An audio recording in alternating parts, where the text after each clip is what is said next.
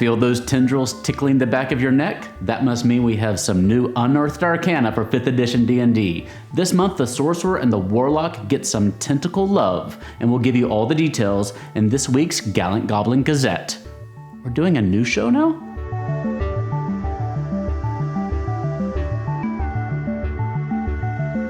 If you haven't heard of Unearthed Arcana before, that's the term Wizards of the Coast uses for new playtesting material.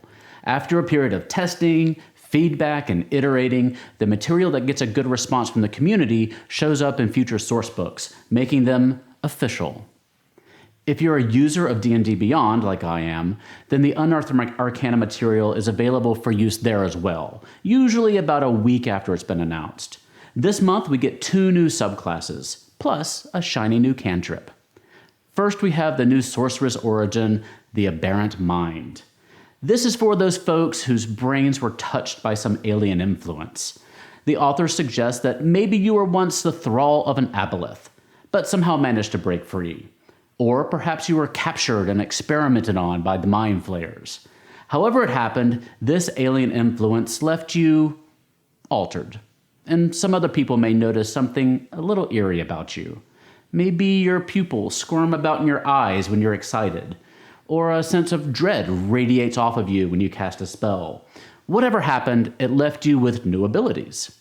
At first level, you gain the ability to establish a telepathic link to someone you can see within 30 feet of you, letting you communicate silently for up to 10 minutes. You can also learn additional psionic spells at certain levels, such as Avard's Black Tentacles, Modify Memory, and the Arms of Hadar. You also gain a physical protection from damage, whether it be a slimy coating to your skin or maybe shimmering scales that are only visible in direct sunlight. Your AC becomes 13 plus your dexterity modifier when you aren't wearing armor. At 6th level, you can cast those psionic spells we just talked about using either spell slots or a number of sorcery points equal to the spell's level. If you use sorcery points, you don't need any components. You also gain resistance to psychic damage and have advantage on saving throws from being charmed or frightened. At 14th level, you gain the ability to use sorcery points to transform your body, perhaps growing gills and fins to enable you to swim, or excreting a magical coating of mucus on your skin, enabling you to fly. Or maybe you gain the ability to squeeze through small places like an ooze or elongated man would. Or maybe your eyes become withering sensory tendrils, allowing you to see hidden and invisible creatures nearby. It's up to you and your deranged brain. Finally, at 18th level, you can essentially create a rip in reality with a 20-foot radius that causes damage to foes and that will teleport creatures you choose to a place you can see within a mile of you. If all that wasn't quite creepy enough for you, allow me to introduce you to the new otherworldly patron for the Warlock, the Lurker in the Deep. You made a pact with a creature that lurks deep beneath the ocean's surface, or perhaps even one who resides on the elemental plane of water. Perhaps it's an angry kraken, or an ancient primordial, or the world's most dangerous guppy. Maybe, just maybe, it's Ukatoa. The Lurker in the Deep opens up expanded spell lists, including the Cone of Cold, Create or Destroy Water, and Lightning Bolt. At first level, you're able to summon a spectral tentacle to lash out at your foes, dealing damage and reducing their speed. You also gain the ability to telepathically communicate with any beast, aberration, elemental, or monstrosity that has a swim speed, finally letting you live out your Aquaman fantasies.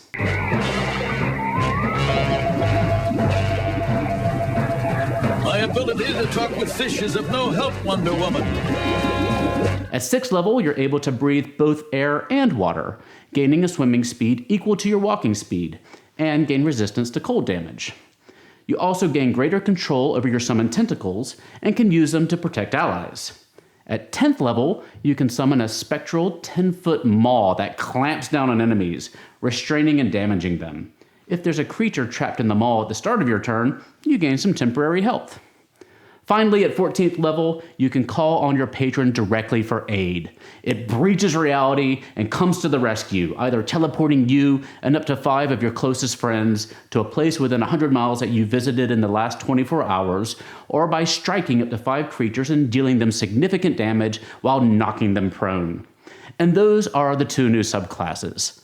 Now, I didn't forget, I also promised you a new cantrip, Mind Sliver. This is available to sorcerers, warlocks, and wizards. Very simply, you drive a bolt of psychic energy into the mind of a foe, causing them psychic damage if they fail their intelligence saving throw. Let me know what you think of these new subclasses in the comments section below. Are you ready to become Arthur Curry? Or maybe Ford from Critical Role? Or maybe you're just someone who wants to watch the world be taken over by tentacles? Let's discuss. Today's news was brought to you by the Deck of Many. Their new campaign setting releases this November. Humblewood tells a story of the birdfolk and humblefolk of Humblewood Forest, who are facing a ravaging fire that presents an existential threat. The birdfolk have ruled the forest for generations from the great tree city of Alderheart, which has been spared from the fires that have decimated the forest floor, where the humblefolk live. Desperation and resentment have driven a wedge between the humblefolk and the birdfolk. A group of heroes must intercede before the peace is utterly broken and the fires have destroyed everything. The hardcover book comes out in November, as well as a box set that includes the hardcover book, reference cards, standees, and maps. Or you can buy the PDF version of the adventure and the standees to start playing today. Check it out at humblewood.net.